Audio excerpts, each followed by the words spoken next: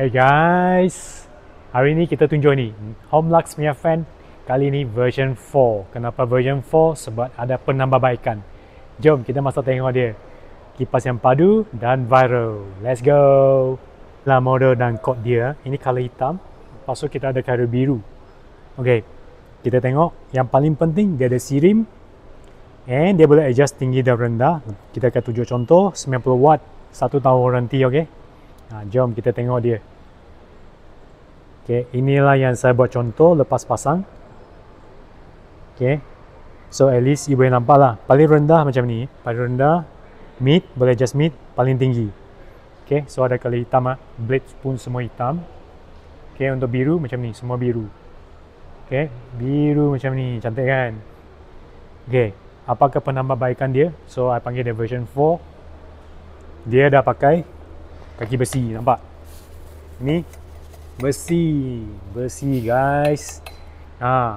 So memang lagi stable lah. Memang lagi stable. Harga masih maintain sama. Cepat-cepat order sebelum stok habis. Okay, terima kasih untuk kawan-kawan yang masih support kita orang.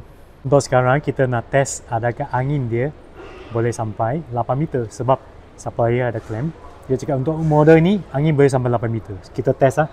Sekarang tengah kira satu mozet ada 60 cm. 8 meter berapa cm? Sekejap kita kira. Untuk 8 meter dengan mozet dia kena pakai 13 mozet lah. So I kira tengok adakah cukup tak. Kita nak test dari sini. Okay, sebab plug point dari sini. Kita nak test sampai sini. Sampai kedai kita orang lah. Equizone. Okay guys, so sekarang kita mau test ni ya. Okay, angin 8 meter. So bermaksud kena pakai 13 mozet sampai ujung sana. Okay, ada letak sana. Nanti saya pergi sana.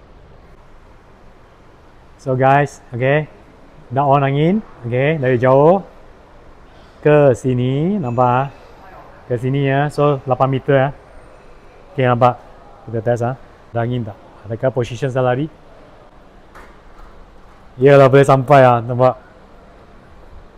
Untuk maximum speed, okay?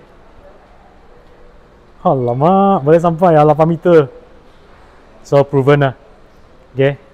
Tengok dia bergerak. 8 meter lah, bermaksud 13 mozet. Lepas saya kira ya. Alright, mantap. Approve. Fui yo, 8 meter. Jauh tu. Sana. Kat sini. Ini saya marking. Okay. So guys, tunggu apa lagi? Jangan lupa follow dan like kita orang, okay? Untuk lagi video yang menarik, subscribe kita orang, okay?